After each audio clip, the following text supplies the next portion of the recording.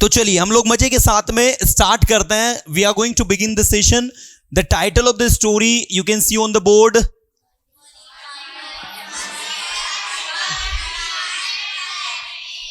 Okay, let's begin.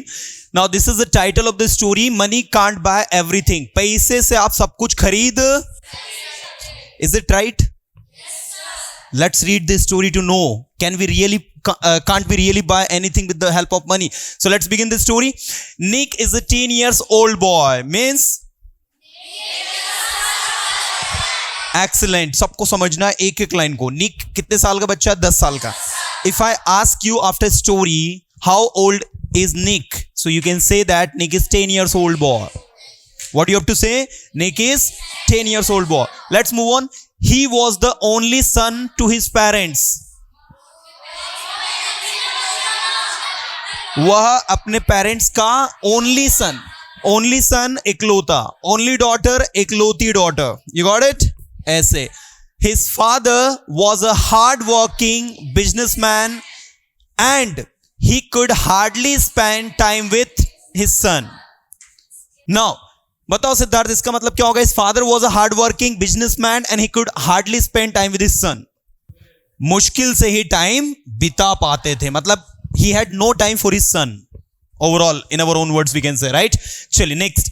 Nick's father would reach home after he slept. निक के father घर पहुंचते थे. वुड का मतलब क्या होता है? जो काम होता था उसके लिए इसको यूज करते हैं.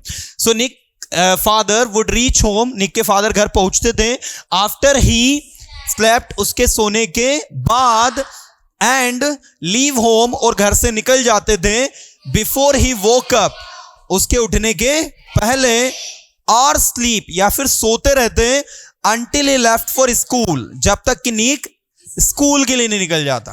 मतलब कभी कभी तो क्या होता था, वो जल्दी चले जाते थे और कभी कभी वो लेट सोकर उठते थे, जब तक निक सुबह सुबह स्कूल ही चला जाता था. तो निक और उसके फादर एक दूसरे से मिल ही नहीं पाते थे. There is no time to meet, you know. आगे क्या होता है? आगे his father hardly had any time for Nick and his family. मतलब क्या होगा?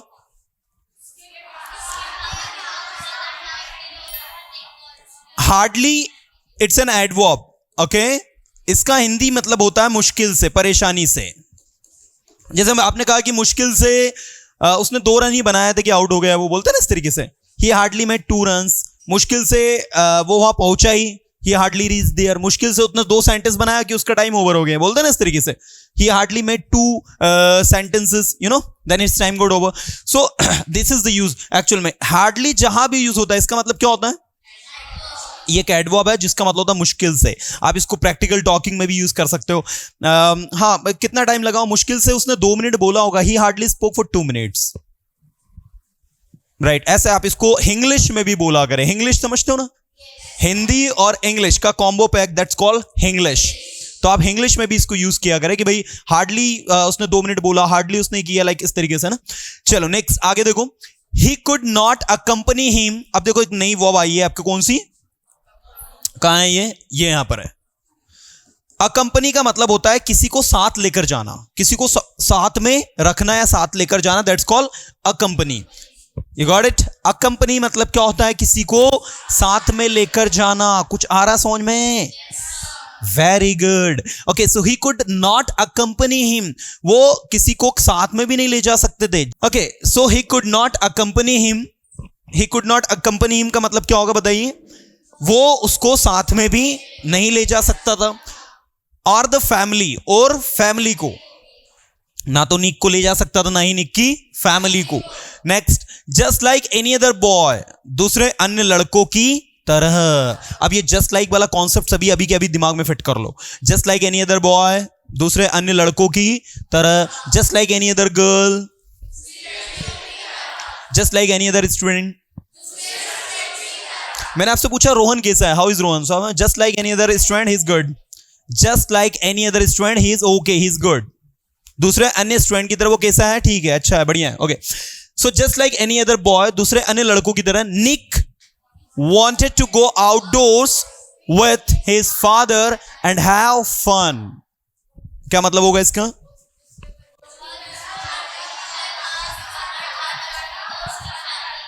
एक्सेलेंट। देखो आप में से कुछ लोग बोल पा रहे हैं, कुछ लोग अभी समझ पा रहे हैं, कोई बात। अगर आप नए हो, न्यू हो, दैट्स ओके। नहीं आता है सीखेंगे हम आगे, है ना। जिनको आ रहा है वो कोशिश करे, जिनको नहीं आ रहा है वो सुने ध्यान से, है ना।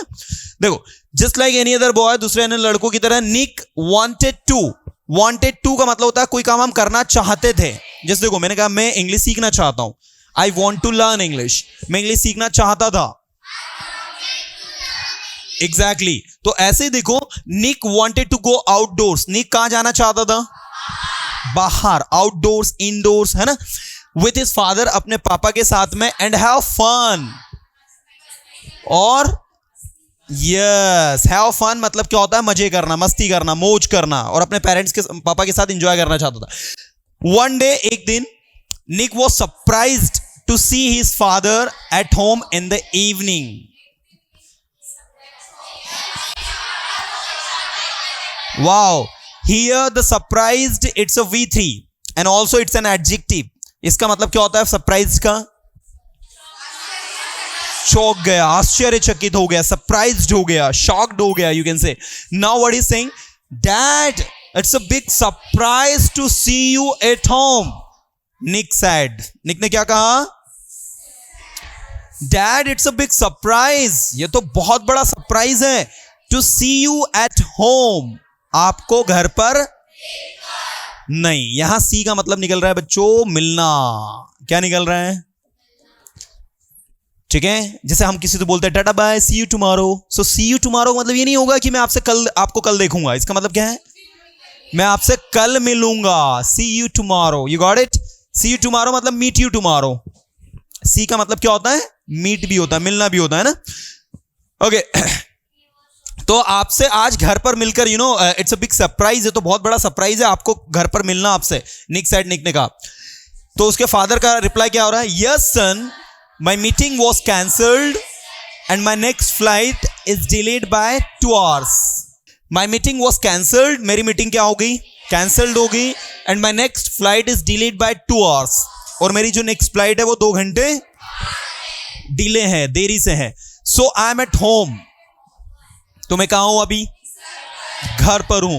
ओके, हिज फादर रिप्लाइड, उसके फादर ने, देखो रिप्लाई ये वर्ब की फर्स्ट फॉर्म है, इसकी सेकंड फॉर्म रिप्लाइड। ये आप वाई को हटाकर आईईडी लगा रहे हैं, रिप्लाइड है ना, his father replied. Okay, now there is a conversation between Nick and his father. ठीक है, the conversation between Nick and father. अब निक और उसके फादर के बीच में बातचीत हो रही है, कॉन्वर्सेशन हो रहा है।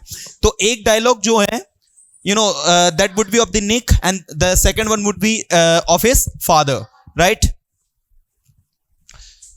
चलिए तो let's see the conversation between Nick and his father. So dad, may I please ask you few questions? May I please ask you few questions मतलब, है ना, जब भी आप किसी से रिक्वेस्ट करते हो तो don't say can I, just always say मे आई। क्या बोलोगे? देखो आप निवेदन 2 तरीके से करते हैं। अगर आप निवेदन रिक्वेस्ट कर रहे हो किससे? सामने वाले से, अपने उसके सेंस में, तो आपको मे आई बोलना है। क्या बोलना है? मे आई। जैसे आपने कहा सर मैं 2 मिनट बाहर चला जाऊं, may I go outside for a while, may I go outside for 2 minutes, you got it. क्या मैं यहां बैठ जाऊं? मैं सीट हियर। क्या मैं आपका सेलफोन ले लूं? क्या मैं आपका सेलफोन यूज कर सकता हूं? और दूसरी रिक्वेस्ट आप करते हो सेकंड पर्सन यूज है, उसमें कुड यू लगाया करो। क्या आप 2 मिनट वेट कर सकते हो? Could you wait for 2 minutes? ठीक है, अगर आपको मे आई कब बोलना है? जब आई की बात हो, लेकिन आपको कुड कब लगाना है? जब यू की बात हो। आपको समझ में आ रहा है मैं क्या बोल रहा हूं? आप अपने लिए कर रहे हो कुछ कि मैं सिट हियर, मैं टॉक टू यू, मैं take your cell phone, you know. So इस तरीके के केस में आपको क्या बोलना है? मैं आई। लेकिन आपको कुड यू कब बोलना होता है? एग्जैक्टली, जब उसमें सेकंड पर्सन यू आ रहा हो और आप सामने वाले को बोल रहे हो कि क्या आप 2 मिनट वेट कर सकते हैं? Could you wait for 2 minutes? ठीक है, क्या आप यहां बैठ सकते हैं? Could you be here? Could you seat here? Could you be here? You know, इस तरीके से। चलिए, तो यहां पर वो अपने डैड से पूछ रहा है, मैं please ask you few questions. Yes my dear son, please proceed. Proceed का मतलब होता है किसी चीज को जारी रखना, कंटिन्यू करना। You got it? Proceed, please proceed. So उसका क्वेश्चन क्या है पापा से उसके? When will you be back? आप वापस कब लौटोगे? लाइक तो उनका रिप्लाई क्या है? Tomorrow noon. Now the Nick is asking the next question. Dad, how much do you earn a year? Let's know what Pranjal is going to say. Pranjal, इस sentence का हिंदी क्या होगा? How much do you earn a year? Okay, so Dad, how much do you earn in a year? Everyone, you got it? Now his father is saying, dear, it's a very big amount and will be able to पढ़ा है सभी ने?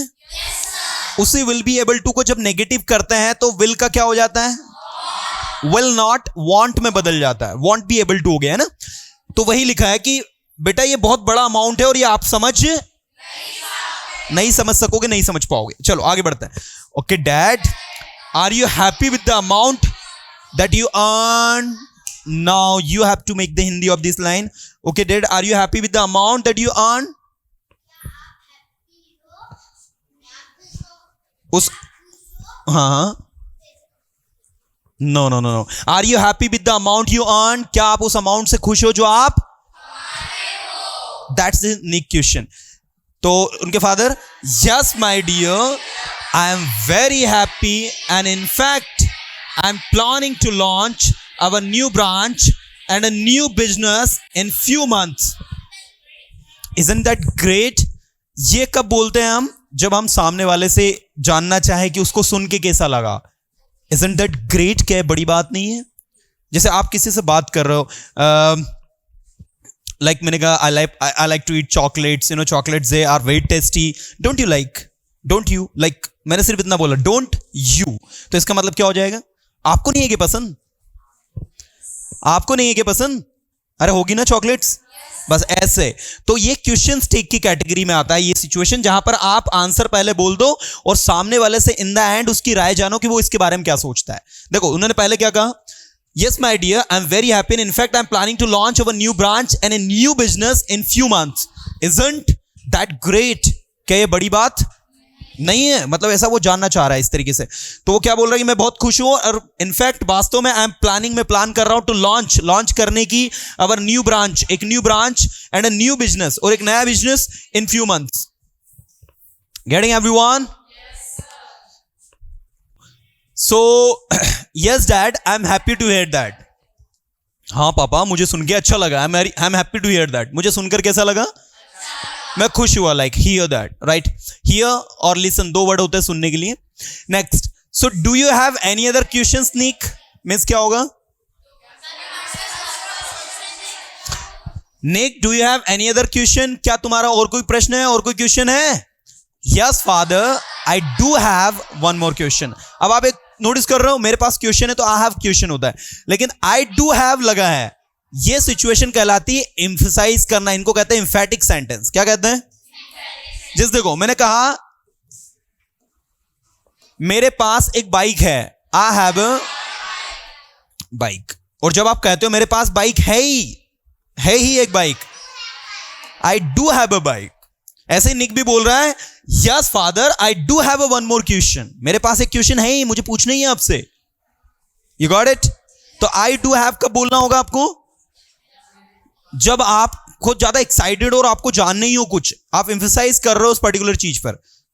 मैंने कहा do you have a pen? या I do have a pen, I am a student, you know, है ही मेरे पास पेन क्योंकि मैं स्टूडेंट हूं ना. ऐसे. Next, ask me then. फिर पूछो जो है आपका. Dad, you don't want to tell me how much you earn a year. Dad, आप नहीं बताना चाहते कि आप एक साल में कितना कमाते हैं, और अ मंथ, एक महीने में. But can you tell me what you earn a day or even half day? But can you tell me, क्या बोल रहा हूं, can you tell me what you earn a day or even half day? आप एक दिन में या आधे दिन में कितना कमाते हो? That's a simple question he is asking. Nick, why are you asking this question? Nick, आप ये प्रश्न क्यों पूछ रहे हो? I have provided you with all the possible luxuries. मैंने तुम्हें सारी पॉसिबल लग्जरीज दी है, मतलब सारी चीजें मैंने तुम्हें अवेलेबल करवाई है. No dad, you have always given the best to me. No dad, you have always given to best to me, मतलब यस, आपने मुझे हमेशा बेस्ट दिया है, बहुत अच्छा दिया है, बट प्लीज आंसर मी, लेकिन अभी आप मेरा आंसर करें. It would be really nice, ये बहुत अच्छा होगा, if you can tell me how much you earn in an hour, कि आप एक घंटे में कितना कमाते हो. आप अगर मुझे बताओगे तो बहुत ज्यादा मुझे अच्छा लगेगा. It would be great. Nick, this is not fair. You should not be questioning your father about his income. Now you can see which should we are using ing, but here we are also applying be. तो इसका मतलब होगा you should not be questioning, मतलब तुम्हें ऐसा नहीं होना चाहिए प्रश्न पूछते हुए अपने फादर से about his income. Nick, this is not fair. ये उचित, ये ठीक. आप किसको कहां यूज करते हो? जहां पर आपको लगे कि ये सही नहीं हो रहा है तो आप कहो this is not fair. You should not be questioning to your father about his income, you know. तो आपको अपने फादर से ऐसी उनकी इनकम के बारे में नहीं पूछना चाहिए. अब ये निक की ममा ने ऐसा बोला, अब निक अपनी ममा से बोल रहा है. निक asked his mother to support him. अब निक ने अपनी ममा से बोला ममा आप भी सपोर्ट करो, पूछते हैं पापा कितना कमाते हैं एक घंटे में. Nick and his mom requested to answer his hourly income. Hourly income मतलब समझते हो? देखो एक अच्छी चीज सिखाता हूं आपको. जैसे यहां पर अर्ली लिखा है, अगर मैं लिखूं minute, hour, day, week, month और ईयर, ये सारे के सारे नाउन हैं. ये क्या है? इन नाउन में आप एलवाई लगाओ. मिनट में एलवाई लगेगा मिनटली. मिनटली इनकम मतलब एक मिनट की इनकम. अर्ली इनकम मतलब एक घंटे की इनकम. डेली में वाई पहले से लिखा है तो वाई हट जाएगा और वाई की जगह आई लगकर एल वाई लगेगा. डेली इनकम रोज की इनकम, वीकली इनकम सप्ताह की इनकम, मंथली इनकम एग्जैक्टली, और ईयरली इनकम. तो हमने क्या किया, बहुत सारे नाउन्स थे उनके सबके साथ में क्या लगा दिया, एल वाई, और हमने क्या बना लिया, एडजेक्टिव. क्या बनाया? जनरली एल वाई लगाकर एडवर्ब बनाते हैं, लेकिन ये एक्सेप्शन है कि इसमें हमने एल वाई लगाकर क्या बनाया, एडजेक्टिव. अगर मैं आपसे पूछूं कि आपका वीकली इनकम कितना है तो उसमें वीकली बोला जाएगा. वीकली इनकम मतलब सप्ताह की इनकम, मंथली इनकम मतलब महीने की इनकम, ईयरली इनकम मतलब. तो यहां पर वो कौन सी इनकम की बात कर रहे हैं? अर्ली इनकम, कि एक घंटे की इनकम कितना होगा. If not the daily income, अगर डेली इनकम नहीं बता सकते तो एटलीस्ट कौन सी इनकम बता दो, अर्ली इनकम बता दो. निक्स फादर रिप्लाइड, निक के फादर ने रिप्लाई दिया, it will be around 1000 per hour. उन्होंने कहा लगभग 1000 रुपए एक घंटे का वो कमाते हैं ऐसा. Nick ran to his room upstairs. Nick दौड़ा अपने रूम की सीढ़ियों की ओर. एंड केम डाउन, और नीचे आया विद हिज पिगी बैंक. किसके साथ में नीचे आया? I think you all the kids, you know, आपके सबके पास भी अपने अपने पिगी बैंक होंगे. कितने लोगों के पास है? So do you have your savings? उसमें सेविंग करते हो नहीं करते हो कि हर 15 दिन में उसको तोड़ के उसमें पैसा निकाल लिया उसको? चलिए, सो निक ran to his room upstairs and came down with his piggy bank that contained, जिसमें रखी हुई थी उसकी क्या? कंटेन का मतलब समझते हो क्या होता है?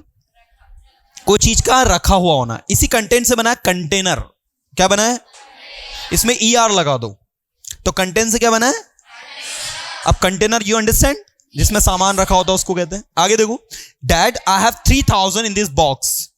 पापा मेरे पास इस बॉक्स में 3000 रुपए हैं. Can you spare 3 hours with me? Can you spare, spare you understand, spend. Okay, क्या आप मेरे साथ 3 घंटे बिता सकते हैं? I want to go to beach and have dinner with you tomorrow evening. मैं कल इवनिंग में आपके साथ बीच जाना चाहता हूं और आपके साथ डिनर करना चाहता हूं. Can you please mark this in your schedule? क्या आप इसे अपने शेड्यूल में मार्क कर दोगे? Right. Nick's father was speechless. He couldn't speak even a single word. Why? Because he had no time for his family and his son, and even his own son is paying 3000 rupees to spend 3 hours with him. and that's completely shameful for him. As a father, he thinks that what kind of the father am I that I have no time for my own son? You know what? So there is a good moral that we have right now. What is the moral of this story that we have right now? Running behind money makes children deprive of love and care from parents. देखो इसमें एक अच्छा word मिला है, एक मिला है deprive. Deprive, you understand? किसी चीज का नहीं मिल पाना, you know, that's called deprive. आपको कोई चीज नहीं मिल पाई, वंचित होना. इन हिंदी इट्स कॉल्ड, हिंदी में क्या बोलते हैं इसको? वंचित बोलते हैं ना. वो इस चीज से वंचित रहा है, ये चीज उसको मिली नहीं. लाइक सो जैसे आप इसको यूज कर सकते हो कि बहुत सारे बच्चे जो है प्रॉपर फूड के डिप्राइव हो जाते हैं, like no, and they suffer from malnutrition, है ना, कुपोषण का फिर वो शिकार होते हैं. सो रनिंग बिहाइंड मनी, पैसे के पीछे दौड़ना, makes children deprive of love and care from parents. बच्चों को जो पेरेंट्स से लव और केयर मिलती है ना, वो नहीं मिल पाती. कब? जब पेरेंट्स पूरी तरह पैसे के पीछे दौड़ता है. मनी कांट बाय एवरीथिंग, पैसा सब कुछ. Okay, so let me know how many of you have understood the entire story very well.